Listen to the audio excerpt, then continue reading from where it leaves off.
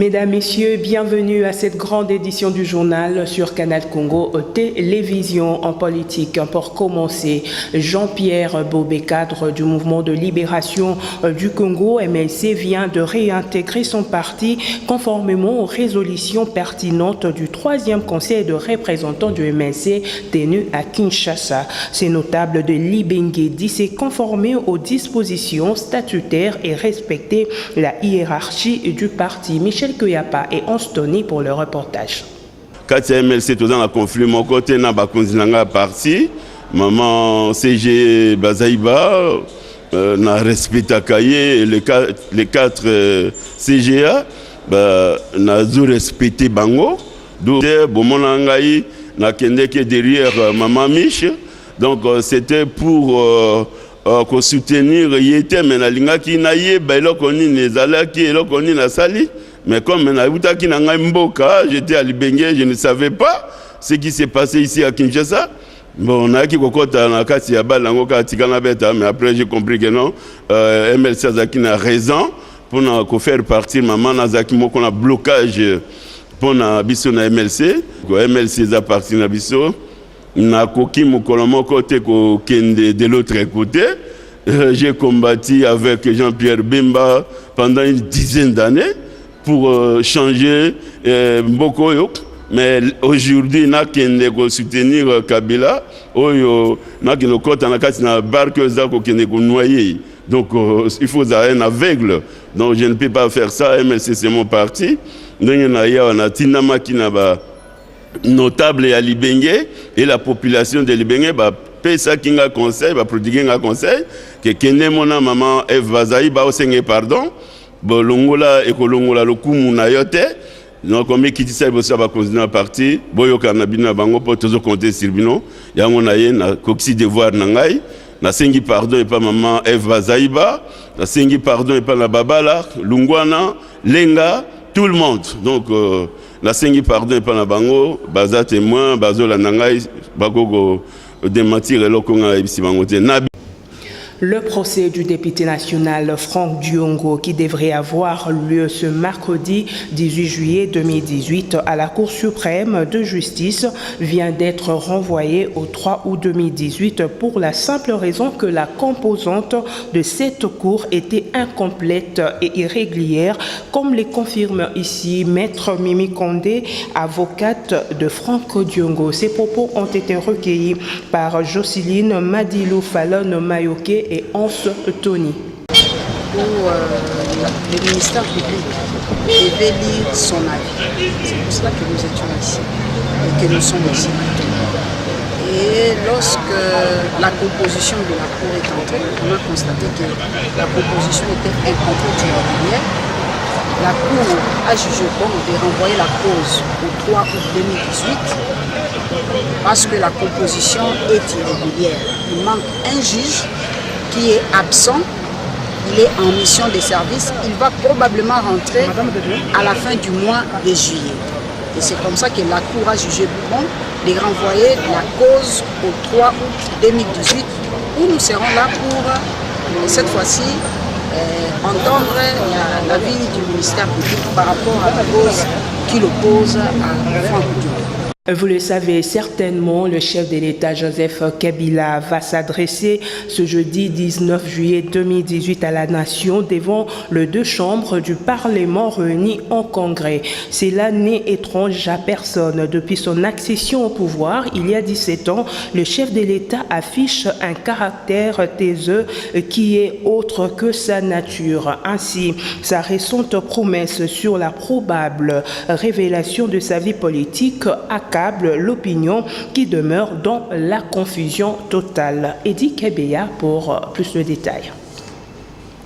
Sauf changement des dernières minutes, le chef de l'État Joseph Kabila Kabange s'adressera ce jeudi 19 juillet à la nation devant les deux chambres du Parlement réunies en congrès.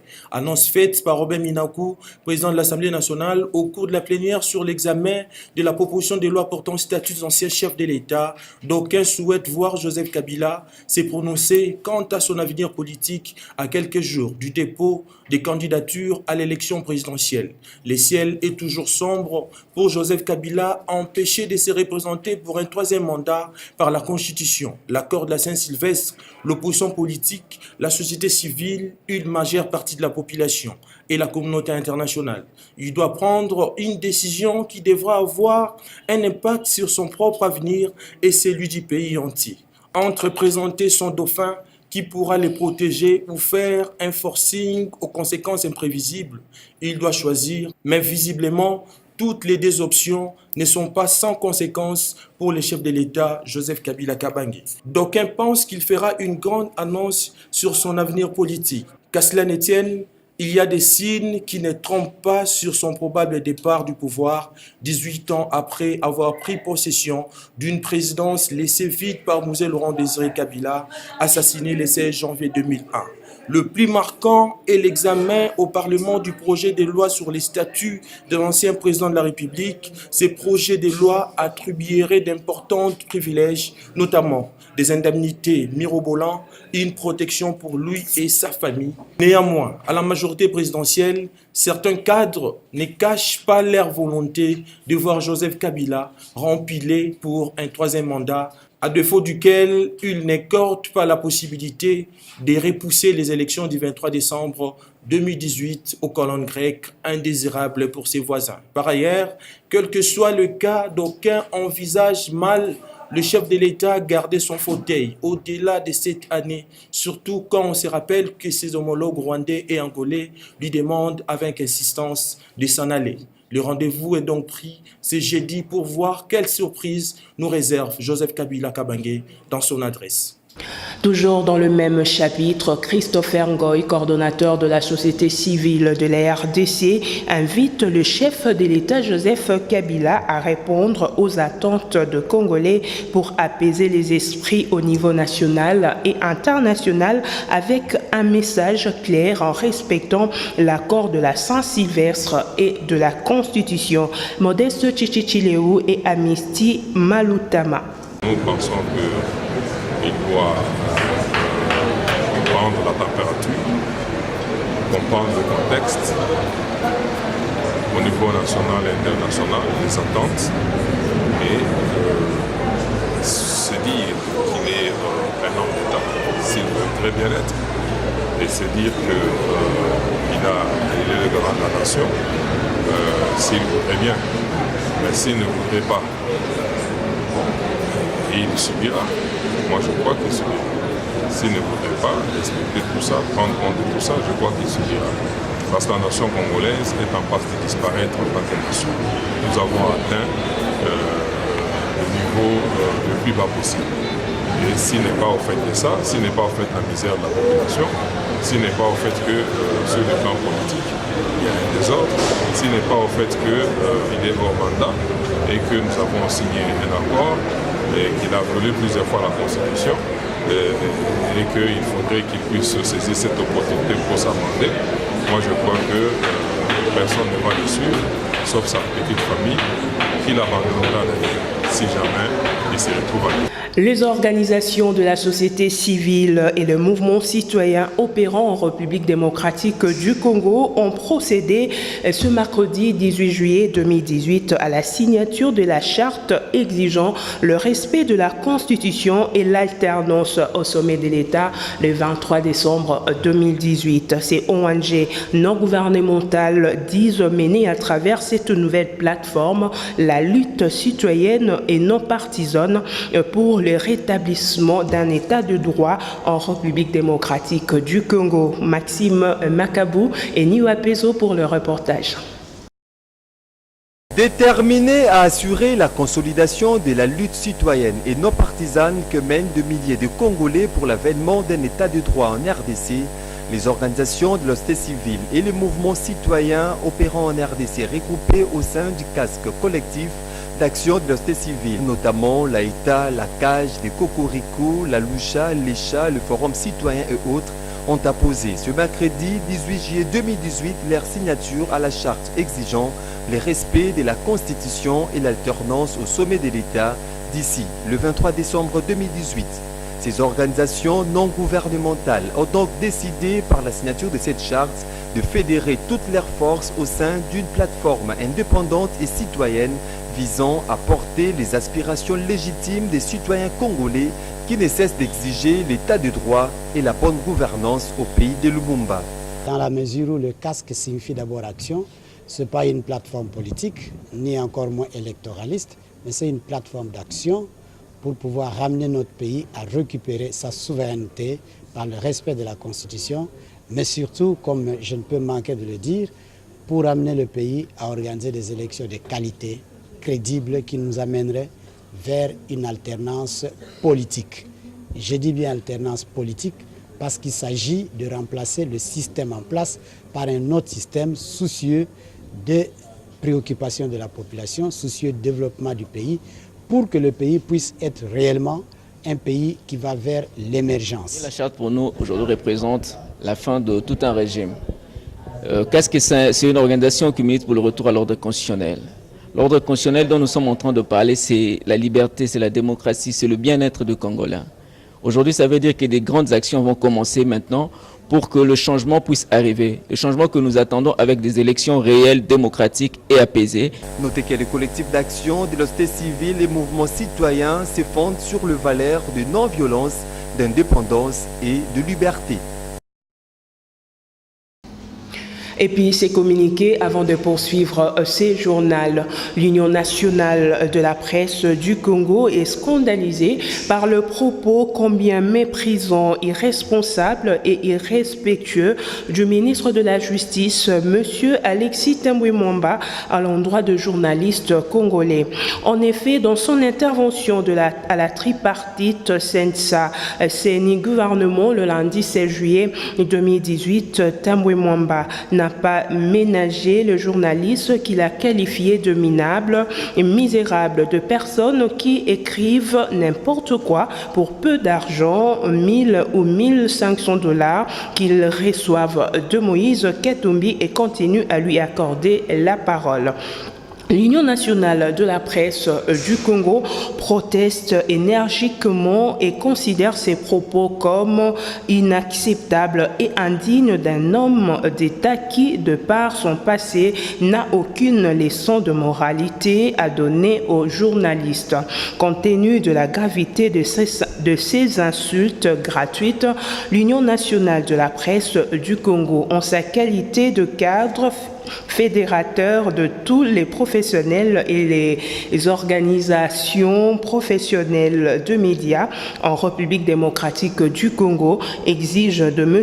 Thembwe Mwamba de retirer en déant 48 heures ces insultes, faute de quoi la profession prendra des mesures graves de rétorsion. Fait à Kinshasa le 17 juillet 2018, le président Kasonga Chilunde. Deux réactions après les propos injurieux de M. Alexis Thembwe Mwamba, ministre de la Justice, à l'endroit de journalistes le qualifiant de minable lors de la clôture de travaux de la tripartite Sensa, CENI et gouvernement. Quelques professionnels de médias interrogés demandent à l'UNPC de lui donner un embargo même d'un mois pour l'aider à soigner son langage. Ces professionnels des médias sont ici au micro de Nancy Ileka, Grace Ekanga et Hans Tony. Il ne présente pas ses excuses aux gens qu'il a injuriés et nous, les journalistes, nous allons prendre des sanctions contre lui. Et ça va lui coûter cher. Nous allons instruire tous les médias de ne pas couvrir les manifestations que fait Mwamba. Le gars qui va faire ça sera sanctionné. Les journalistes qui auront fait ça sera sanctionné. Donc, pensez les yeux. A fait du plutôt ça là. Il nous injurie peut-être de tout, des malheureux. Et lui, il est heureux. Il est heureux chez lui. Avec sa femme et ses enfants. Moi, je suis heureux chez moi, vous ne pouvez pas imaginer. Je ne vais pas mentir chez lui. Je n'ai jamais menti chez lui, moi je travaille. Il a commis, moi je le connais, enfin, je le cherche. Ça fait combien de fois que je le cherche, il refuse de me revoir. Je le dis ouvertement pour le dire que je le verrai, je lui dirai comme ça en passe, même en public. Pour dire qu'il a été maladroit, il a été mal élevé ces jours-là et il ne mérite pas de la ministre. C'est d'où il vient avec les médias, c'est ce que les médias ont fait pour lui à la rébellion au RCD, quand il était au MLC. Toutes ces élucubrations qu'il a connues dans sa vie politique ont été lavées que par les médias. Il n'y a aucun média ici au Congo à supporter même d'un seul dollar. Nous savons comment la presse est traitée dans son ministère de la Justice. Nous savons comment la presse est souvent humiliée dans son ministère de la Justice. Mais ce qu'on ne peut pas admettre, qu'il nous traite des mineurs parce qu'il ne gère personne. Il ne nourrit personne. Il n'encadre personne. Donc ce qu'il a dit n'engage que lui. Alors l'UNPC en tant qu'institution qui régule la presse du Congo, qui demande à Tambouemba de retirer ses propos, ça c'est encore gentil de la part de Kasonga Tshilonde. Moi j'aurais demandé à l'UNPC de décréter un embargo contre Tambouemba. Mais d'un mois, on l'a vu pour d'autres cadres politiques de ces pays, pour des réactions ou des comportements irrévérencieux, subir d'embargo. Et pour clore ces chapitres, le secrétaire général du parti politique Mouvement Lumumbiste Progressiste de Franck Diongo, Maître Nico Mayengele, monte au créneau pour protester ces propos injurieux du ministre de la Justice Alexis Tambouemba. Plus de détails avec Bonheur Ndinga et Jocelyne Madilou. Franck Diongo sera libéré. Tout ce que Alexis Tambouemba fait comme propos diffamatoires, injurié à l'endroit du président Franck Diongo, ça démontre le caractère planifié de l'arrestation et de la condamnation du président Franck Diongo. Les propos d'Alexis Tambouemba ne sont pas gratuits. Ça tombe au moment où la Cour de cassation est en train de statuer sur l'innocence de Franck Diongo. Franck Diongo clame son innocence devant la Cour de cassation en procédure de révision de son procès qu'il avait condamné à 5 ans. La peine qui est minimisée aujourd'hui par M. Alexis Tambouemba. Alexis Tambouemba, en vertu de quel droit il regrette que Franck Diongo soit condamné à 5 ans et lui propose 20 ans. Vous avez déjà vu, pour une arrestation arbitraire, que Franck Diongo soit condamné pour 20 ans? Nous sommes dans quel pays? Il y a raison de craindre les pires lorsque le ministre de la Justice se comporte en procureur général de la République, en distribuant des peines aux uns et aux autres. Raison pour laquelle le MLP a pris acte des propos injurieux et diffamatoires du ministre Alexis Tambouemba.